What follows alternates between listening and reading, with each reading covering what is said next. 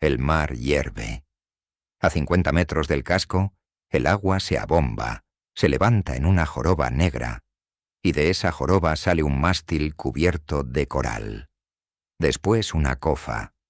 Después una cubierta entera, chorreando algas y agua sucia, con la madera crecida de percebes, como si el barco fuera parte del fondo del océano.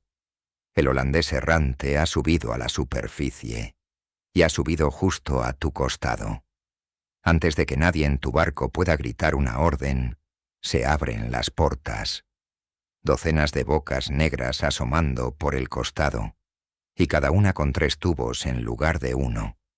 3, y entonces la banda entera dispara a la vez, tan cerca que no hace hoy tiempo ni de agacharse, y tu cubierta se convierte en una tormenta de madera reventada.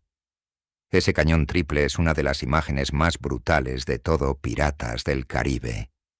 Un arma de pesadilla, hecha para no dar opción a nadie. Pero lo que casi nadie sabe es esto.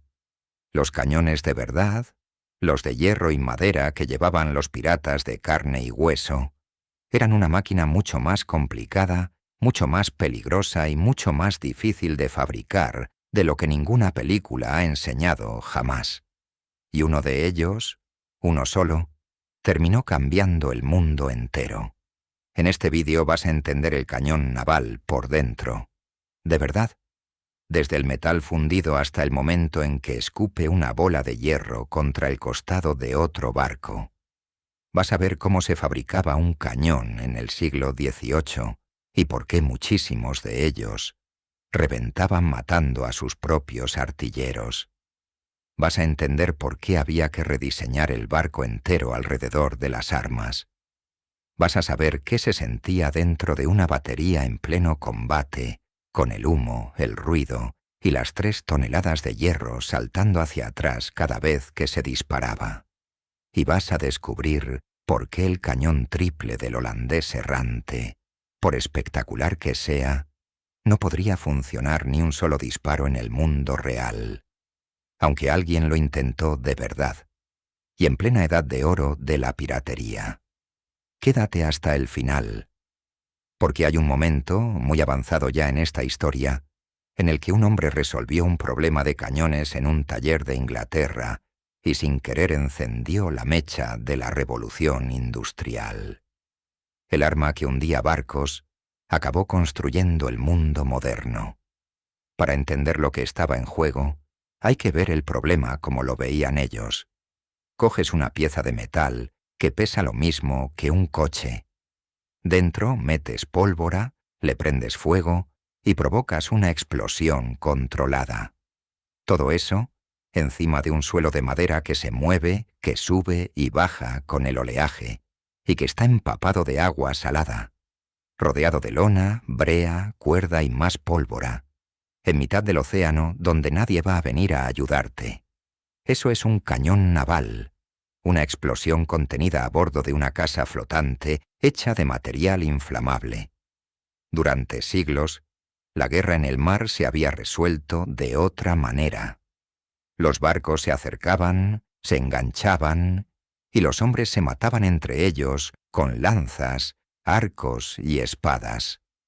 El barco era un medio de transporte para llevar soldados hasta el enemigo.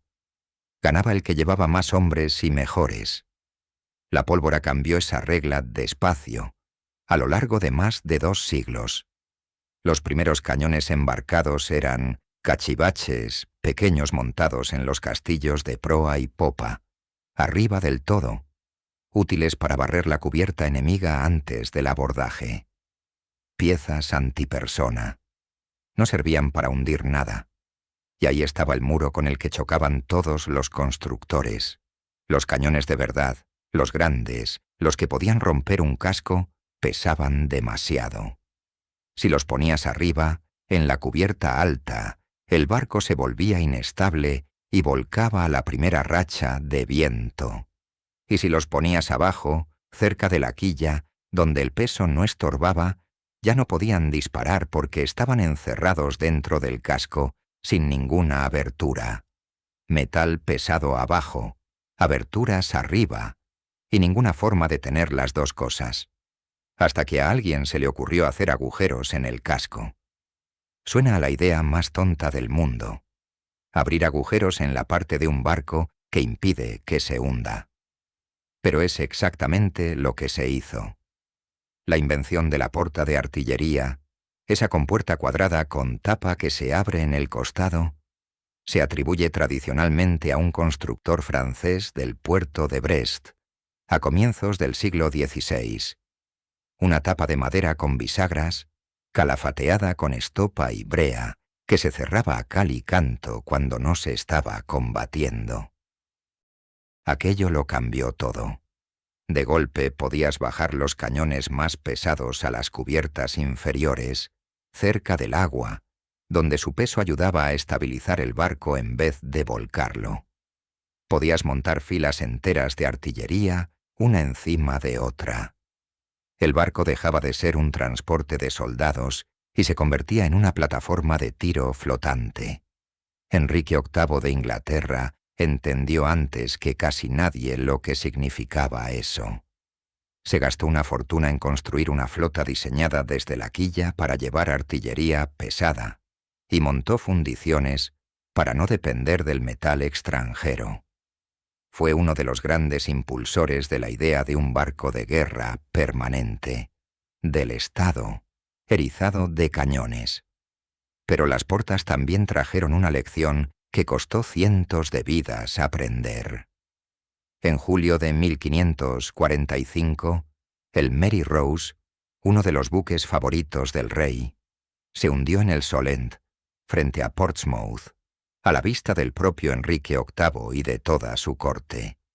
La explicación que se ha manejado durante décadas apunta a lo mismo. El barco viró, escoró, y las portas de la batería baja, que estaban abiertas y listas para disparar, quedaron por debajo de la línea de flotación. El mar entró por sus propios agujeros. En cuestión de minutos, un buque de guerra de primera línea se fue al fondo con la mayor parte de su tripulación dentro, varios cientos de hombres, de los que apenas se salvaron unas decenas. Esa es la letra pequeña de la artillería naval. Cada cañón que añadías te hacía más letal y, al mismo tiempo, más frágil. Más peso arriba, más agujeros en el casco, más pólvora en la bodega. Un barco de guerra bien armado era una máquina que vivía permanentemente al borde de matarse sola.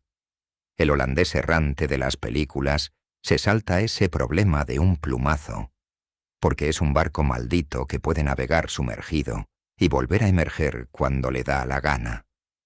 Un buque real con las portas abiertas bajo el agua estaría en el fondo del mar en 2 minutos. Y eso era solo el barco. Faltaba lo difícil: fabricar el cañón. Un cañón de la edad de la vela empezaba su vida en un agujero en el suelo. Primero se hacía un modelo del cañón, normalmente en madera o en arcilla sobre un eje, con su forma exacta, la boca, el cuerpo, los muñones laterales sobre los que iba a girar, y esa parte gruesa de atrás donde el metal es más ancho porque ahí es donde ocurre la explosión. Sobre ese modelo se construía el molde, capa a capa, con arcilla, arena y estiércol amasados. Sí, estiércol. La mezcla aguantaba bien el calor y se rompía después sin destrozar la pieza. El molde se cocía hasta quedar duro como la cerámica.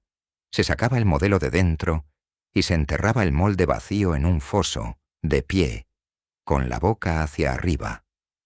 Entonces se abría el horno. El metal salía a más de 1000 grados, blanco y líquido, corriendo por unos canales de arena hasta la boca del molde. Los hombres trabajaban a unos pocos metros de eso, con el calor golpeándoles la cara, echando arena sobre las salpicaduras, y a partir de ahí, todo era esperar. Un cañón grande podía tardar días enteros en enfriarse dentro de la tierra. Los maestros fundidores sabían que si se enfriaba demasiado rápido, o si el metal se movía dentro del molde, la pieza salía mala. Y no había forma de saberlo hasta romper el molde. Aquí aparece la gran división del oficio. bronce o hierro. El bronce era el metal noble de la artillería. Se trabajaba mejor, aguantaba mejor los disparos repetidos y sobre todo tenía una virtud que en un barco valía oro. Cuando un cañón de bronce estaba a punto de fallar, avisaba. El metal se deformaba, se abombaba, se abría poco a poco, y una tripulación con ojo podía retirarlo antes del desastre. El problema del bronce era el precio. El cobre y el estaño costaban una fortuna, y un buque grande necesitaba decenas de piezas. El hierro colado era lo contrario. Barato, abundante, y en Inglaterra había mineral y bosques de sobra para alimentar los hornos. Desde mediados del siglo XVI, las fundiciones inglesas del Weald, en Sussex, empezaron a producir cañones de hierro en cantidades que ninguna otra potencia europea podía igualar. Aquello fue una ventaja estratégica brutal. Por el precio de un cañón de bronce, podías tener 3 o 4 de hierro. Pero el hierro colado tenía un defecto que se pagaba con sangre. Es un material frágil, y cuando falla, no avisa. No se abomba, no se deforma. Se rompe de meno pues eso. Golpe, y al romperse se convierte en metralla. Y todo pirata que se preciara sabía de dónde venían sus cañones. De ninguna fundición. Los robaba. Cuando en 1996 encontraron el pecio de la Queen Anne's Revenge, el buque insignia de Barbanegra, frente a la costa de Carolina del Norte, los cañones que sacaron del fondo eran un desastre glorioso. Piezas francesas, inglesas, suecas, de calibres distintos y de épocas distintas, todas amontonadas en el mismo barco. Un pirata no encargaba su artillería. La iba juntando a base de asaltos, sin más criterio que tener más bocas de fuego que el de enfrente, lo cual, como vas a ver ahora mismo, era una forma estupenda de morir. Cuando por fin rompían el molde y salía el cañón, empezaba el verdadero problema. Porque por fuera, un cañón bueno y un cañón asesino son exactamente iguales. Dentro del metal, mientras se enfriaba, podían haber quedado burbujas de aire, bolsas de gas atrapadas en el hierro, invisibles desde fuera, algunas del tamaño de un puño.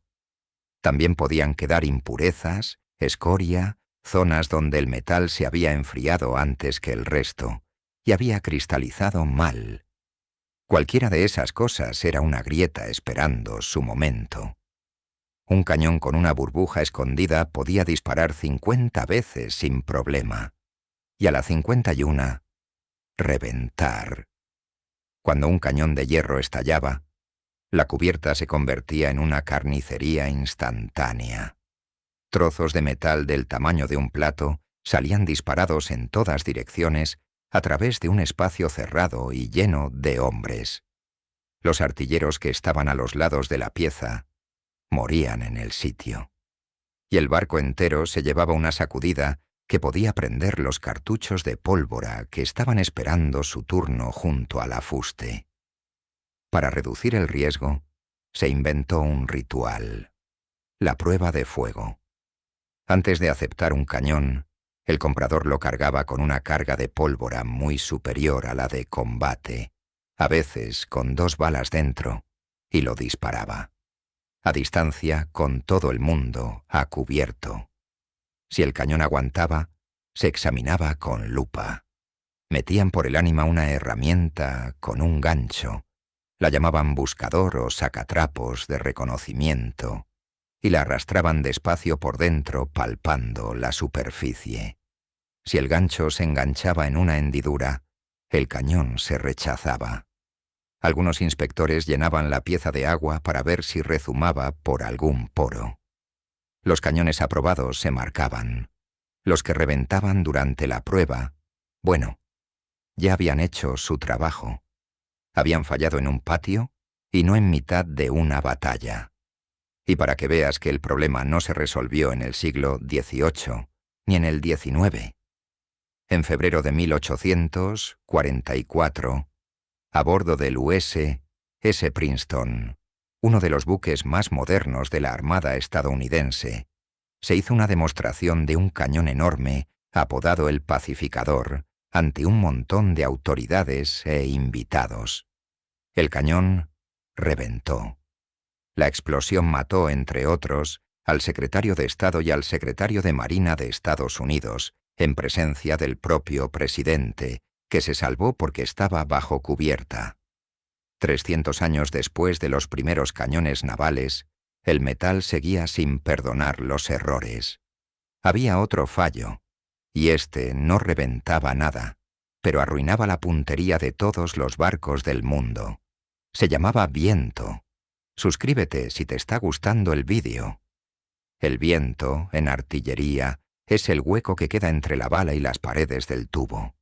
Ese hueco existía por pura necesidad. Barrenar el interior de un cañón, con la precisión de la época, era dificilísimo, y las balas de hierro fundido tampoco salían todas del mismo tamaño exacto.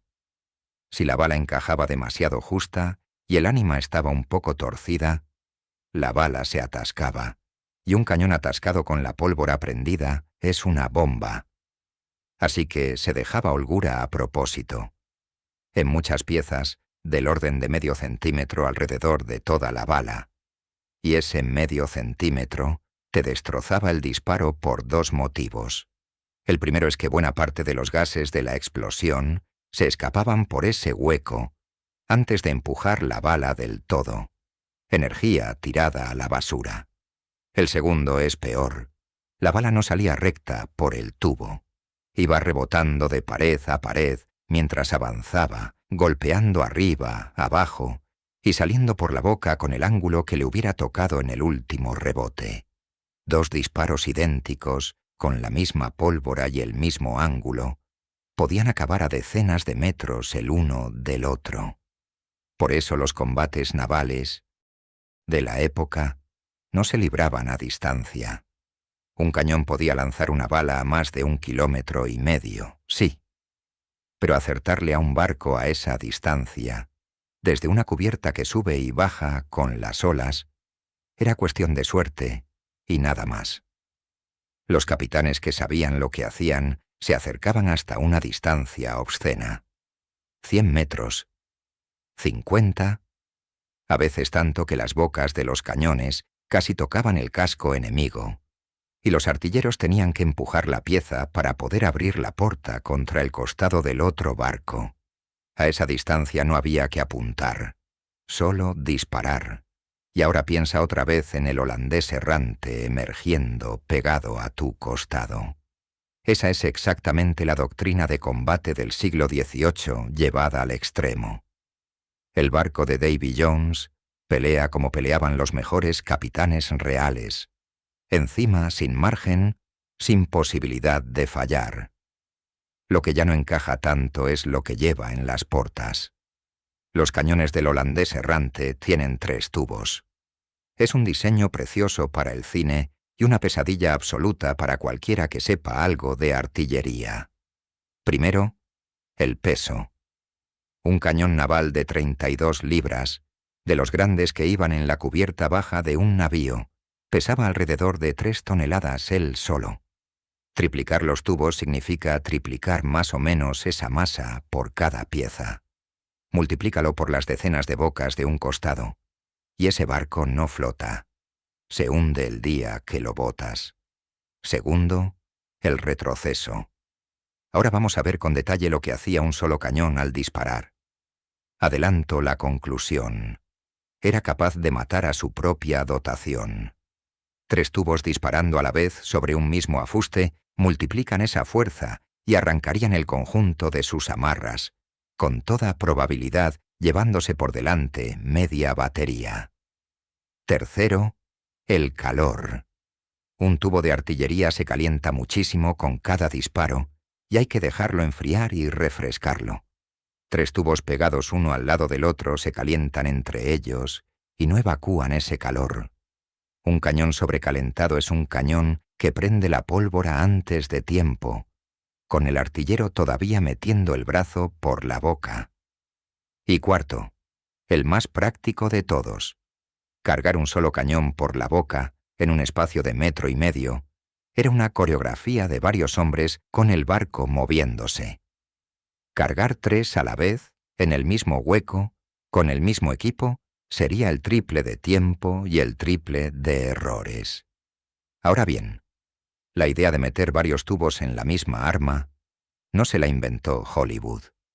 En la Edad Media y el Renacimiento existieron los llamados órganos de guerra o ribaldequines, plataformas con filas de tubos pequeños montados en paralelo, que se disparaban casi a la vez para barrer a la infantería. Eran reales, se usaron en batallas de verdad y, efectivamente, hacían un destrozo enorme. También eran lentísimos de recargar, pesados de mover y prácticamente inútiles después de la primera descarga. Y hay un caso todavía mejor, porque ocurre justo en el corazón de la edad de oro de la piratería. En 1718, el mismo año en que Barbanegra bloqueaba Charlestown y moría en Ocracoke, un abogado londinense llamado James Puckle patentó un arma extraordinaria.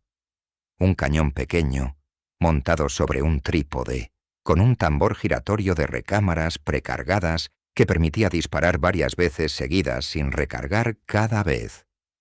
La pistola Puckle la llamaron, y la vendía específicamente para barcos, como arma para frenar abordajes. Sobre el papel era el sueño de cualquier capitán. En la práctica no llegó a nada. La mecánica era demasiado delicada para lo que la industria de la época podía fabricar en serie. Cada pieza había que ajustarla a mano, y nadie quiso invertir en ella. La idea era buena 20 años antes de que existiera la ingeniería capaz de sostenerla. Esa es la clave de toda esta historia. Las armas del mar no estaban limitadas por la imaginación. Estaban limitadas por lo que un taller con herramientas de hierro podía fabricar con exactitud. Y mientras tanto, con un solo tubo y sin ninguna magia, un cañón normal ya era lo bastante terrorífico. Vamos dentro. Cubierta baja de un navío en combate, año 1700 y pico. Techos tan bajos que un hombre alto no puede ponerse de pie. Sin ventanas, salvo las portas. El aire ya está espeso de humo de pólvora, denso, gris, con un olor a azufre que se pega a la garganta. La arena que han esparcido por el suelo antes de la batalla cruje bajo las botas, y está ahí por una razón muy concreta: para que los hombres no resbalen cuando el suelo se llene de sangre. Cada cañón tiene su equipo. Para una pieza pesada podían hacer falta 12 o 14 hombres, y muchas veces no lo sabía, porque el mismo grupo tenía que atender el cañón del otro costado si el barco viraba. El proceso, resumido, es este. Se limpia el interior con un lanada mojado para apagar cualquier brasa del disparo anterior, porque si queda una chispa y metes pólvora nueva, la carga te explota en la cara. Se introduce el cartucho de pólvora. Se apisona con el atacador, se mete el taco, se mete la bala, se apisona otra vez, se pincha el cartucho desde arriba a través del oído del cañón con una aguja, se ceba con pólvora fina, se apunta con cuñas y palanquetas, se aparta todo el mundo y se prende. Una tripulación británica bien entrenada podía completar ese ciclo entero en aproximadamente 1,5 minutos o 2. Sus enemigos habituales tardaban bastante más. Ese detalle que suena a nada decidía batallas.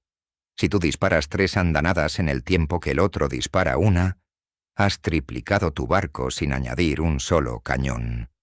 Pero la parte que más impresiona es lo que pasa en el instante del disparo. 3 toneladas de hierro salen hacia atrás. El cañón entero, montado sobre su afuste de madera con 4 ruedas macizas, retrocede de golpe en varios metros por la cubierta con un estruendo que se siente en el pecho antes que en los oídos. Lo único que lo frena es el braguero, un cabo de cáñamo grueso como el brazo de un hombre. Amarrado al costado del barco, que absorbe el tirón y detiene la pieza en seco. Ese cabo era la diferencia entre una batería y una masacre. Si un braguero se rompía en pleno combate, y se rompían, el cañón quedaba suelto. Una masa de 3 toneladas rodando sin control por una cubierta inclinada, con el barco escorando de un lado a otro, aplastando hombres y reventando el maderamen desde dentro.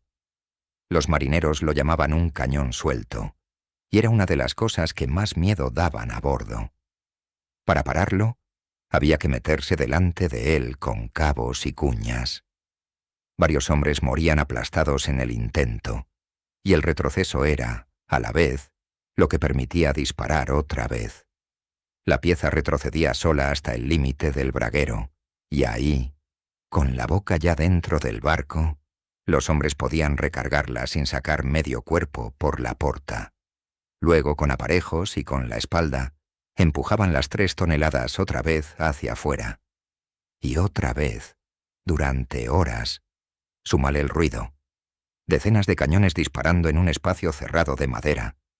Los artilleros veteranos estaban sordos, casi todos, sin excepción. Se comunicaban a gritos y a señas en una penumbra de humo donde a veces no se veía el cañón de al lado. En la Marina Real había una figura que hoy resulta difícil de digerir. Los chicos de la pólvora, críos de 10, 12 o 14 años, que corrían desde la Santa Bárbara hasta las piezas cargando los cartuchos, una y otra vez, por una cubierta llena de humo y cadáveres. Eran pequeños y rápidos, por eso los usaban. Ahora ya sabes cómo se disparaba. Falta lo que salía por la boca. La bala redonda de hierro era la munición estándar. Sólida, sin explosivo, pensada para atravesar madera. Contra el casco de un barco funcionaba como un martillo de demolición, y a corta distancia podía entrar por un costado y salir por el otro. Pero había mucho más en la Santa Bárbara, y cada cosa tenía su función. La palanqueta eran 2 medias bolas unidas por una barra de hierro. La bala encadenada eran 2 mitades unidas por una cadena. Ninguna de las dos servía para hundir nada. Se disparaban hacia arriba, contra el aparejo, y giraban en el aire como una hélice, segando cabos, rasgando velas y partiendo vergas. Un barco desarbolado ya no maniobra. Y un barco que no maniobra está a merced de quien sí puede. Los franceses tenían fama de tirar a la arboladura para dejar al enemigo inmóvil y poder escapar o elegir la posición. La metralla era otra cosa. Un saco o un bote lleno de bolas pequeñas de hierro que al salir del cañón se abrían como un disparo de escopeta gigante. Contra madera no hacía casi nada. Contra una cubierta llena de gente preparada para abordar, barría todo lo que hubiera de pie. Los ingleses, y esto sí que decidía combates, preferían tirar directo al casco enemigo, a matar hombres y desmontar cañones, aceptando el destrozo mutuo a cambio de dejar al otro barco sin tripulación, capaz de pelear. Y aquí viene el dato que casi nadie espera. En las batallas navales de la Edad de la Vela, la mayoría de las heridas no las causaban las balas de cañón. Las causaba el propio barco. Cuando una bala de hierro impactaba contra un costado de roble de medio metro de grosor, arrancaba de la cara interior una nube de astillas. Astillas de verdad, algunas del tamaño de un antebrazo, con la punta afilada, saliendo despedidas a través de la cubierta a una velocidad enorme. Atravesaban cuerpos, arrancaban miembros, dejaban heridas sucias, llenas de madera y de brea, que se infectaban casi siempre. Los cirujanos de a bordo lo tenían clarísimo. Bajo cubierta, en la enfermería improvisada, la mayor parte de lo que les llegaba durante una batalla eran hombres destrozados por su propio barco. Y todo esto seguía dependiendo de aquel hueco entre la bala y el tubo, de aquel viento que hacía que ningún disparo fuera del todo predecible. Hasta que en Inglaterra, en un taller de hierro, alguien decidió atacar el problema desde el otro lado. Se llamaba John Wilkinson.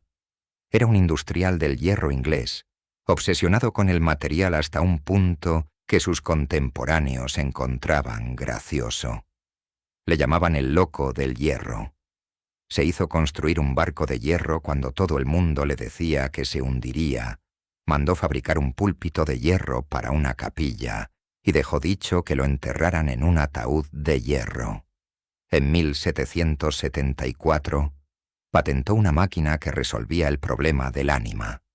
Hasta entonces, la forma habitual de hacer un cañón era fundirlo con un macho en el centro para dejar el hueco ya formado y después repasarlo. El defecto es evidente. Si ese macho se movía 1 milímetro mientras el metal se enfriaba, el agujero quedaba descentrado respecto al tubo, y toda la pieza salía torcida sin remedio. Wilkinson le dio la vuelta al método, fundía el cañón macizo, sin agujero ninguno, y después perforaba el interior desde cero con una barra de taladro sujeta por los 2 extremos y guiada con enorme rigidez, mientras la pieza giraba. Al estar la herramienta apoyada firmemente en lugar de ir bailando dentro del hueco, el agujero salía recto y centrado con una exactitud que hasta entonces era impensable. El resultado fueron cañones más ligeros, con paredes de grosor uniforme que reventaban muchísimo menos y en los que se podía reducir el hueco entre bala y tubo. Menos viento significa más energía aprovechada, menos rebotes dentro del ánima y disparos más consistentes. La artillería británica dio un salto de calidad justo en la generación que iba a pelear las guerras napoleónicas. Pero lo importante viene ahora. En esos mismos años, en Birmingham, un ingeniero escocés llamado James Watt llevaba tiempo peleándose con su máquina de vapor. Tenía el diseño. Tenía la idea del condensador separado, que era su gran aportación. Y tenía un problema que lo estaba arruinando. Nadie en Inglaterra era capaz de fabricarle un cilindro lo bastante redondo. Los cilindros que le entregaban tenían tanta holgura que el vapor se escapaba por los lados del pistón, y una máquina de vapor que pierde vapor no sirve para nada. Watt y su socio Matthew Boulton fueron a ver a Wilkinson, y Wilkinson metió los cilindros de la máquina de vapor en la misma máquina con la que barrenaba cañones. Los cilindros salieron redondos. Redondos, de verdad. Watt describió con asombro que en un cilindro de gran diámetro el error era comparable al grosor de una moneda pequeña. Con esa precisión, el pistón por fin sellaba, el vapor por fin empujaba y la máquina por fin funcionaba a escala industrial. Deja que eso cale un momento. La herramienta inventada para perforar armas de guerra fue la que hizo posible el motor que sacó agua de las minas, movió las fábricas textiles, empujó los primeros ferrocarriles y arrancó la revolución industrial. Wilkinson estaba resolviendo cómo matar mejor a la gente en el mar. De paso y sin proponérselo, resolvió cómo construir el mundo moderno. Durante años, además, Wilkinson tuvo prácticamente el monopolio de fabricar los cilindros de Boulton y Watt. El hombre de los cañones se convirtió en el proveedor de la máquina que cambió el planeta. Con esa precisión nueva, llegó también un arma que parecía un error de fábrica. En los años 70 del siglo XVIII, la Carron Company, una fundición escocesa, sacó al mercado un cañón corto, rechoncho, mucho más ligero de lo normal para su calibre y con muy poco alcance. Sobre el papel, un cañón peor en todo. Lo llamaron carronada. Los marineros le pusieron otro nombre, el machacador. La gracia estaba en el uso. Al ser tan ligera, una carronada podía montarse arriba, en las cubiertas altas, sin desequilibrar el barco, y podía manejarla la mitad de hombres que una pieza larga equivalente. y al disparar una bola enorme a poca velocidad y a bocajarro, hacía justo lo que más daño causaba. En lugar de atravesar limpiamente el costado enemigo, lo reventaba y llenaba la cubierta contraria de aquella lluvia de astillas. A 50 metros, una carronada era el arma más destructiva que podía llevar un barco. A 500 no valía nada. Y como la doctrina británica consistía precisamente en pegarse al enemigo hasta tocarlo, encajó como un guante. El 21 de octubre de 1805, frente al cabo de Trafalgar, todo esto se juntó en una sola mañana. El HMS Victory, con su 100 y pico de cañones, cruzó la línea franco-española y pasó por la popa del Bucentaure, el buque insignia del almirante Villeneuve. La popa era el punto más débil de cualquier navío de la época. Cristales, madera fina y un pasillo recto que recorría el barco entero de atrás adelante. El Victory disparó desde ahí, a metros de distancia. Primero la enorme carronada de proa, cargada con una bola y un saco de metralla encima. Después, cañón por cañón, toda la banda, según iba desfilando por delante de aquella popa abierta. Las balas entraron por el espejo de popa y recorrieron el Bucentaure de punta a punta a lo largo de sus cubiertas, sin encontrar nada que las detuviera salvo hombres y cañones. Las crónicas hablan de unas 20 piezas desmontadas y de cientos de bajas en el buque francés en esa sola pasada. El navío insignia de la flota combinada quedó destrozado antes de poder responder en condiciones. Eso era la cumbre de 300 años de ingeniería. Todo estaba ahí. Las portas abiertas en el casco, el hierro fundido barato, el barrenado preciso, los bragueros aguantando el retroceso, los chicos corriendo con la pólvora, las tripulaciones entrenadas hasta la extenuación para disparar más rápido que nadie. Y cuando el sistema alcanzó la perfección, se acabó. En las décadas siguientes al Trafalgar, un oficial de artillería francés, Henri-Joseph Paixhans, defendió una idea que los marinos llevaban tiempo temiendo. Cañones navales capaces de disparar proyectiles explosivos con trayectoria tensa contra los cascos. Una bola de hierro perfora la madera. Una granada entra y estalla dentro. En noviembre de 1853, en Sinope, una escuadra rusa armada con ese tipo de artillería aniquiló a una flota otomana de barcos de madera en unas horas. El mensaje llegó claro a todas las marinas del mundo. La madera había dejado de servir. En pocos años llegaron los cascos blindados con planchas de hierro, los cañones rayados que por fin daban giro a los proyectiles y una puntería de verdad, las torretas giratorias y todo lo que hemos visto después. Los cañones lisos que habían gobernado el mar durante 3 siglos se convirtieron en chatarra y en adorno de plaza de pueblo. Vuelve por un momento a esa primera imagen. El holandés errante emergiendo del agua con sus tubos triples y su casco de coral. Es una fantasía magnífica y funciona en la pantalla exactamente como tiene que funcionar. Los cañones de verdad no necesitaban ninguna maldición. Eran tubos de hierro fundidos en un foso lleno de barro y estiércol, con burbujas escondidas dentro esperando el disparo equivocado, empujados a mano por hombres sordos y descalzos en un pasillo lleno de humo. Salían mal la mitad de las veces.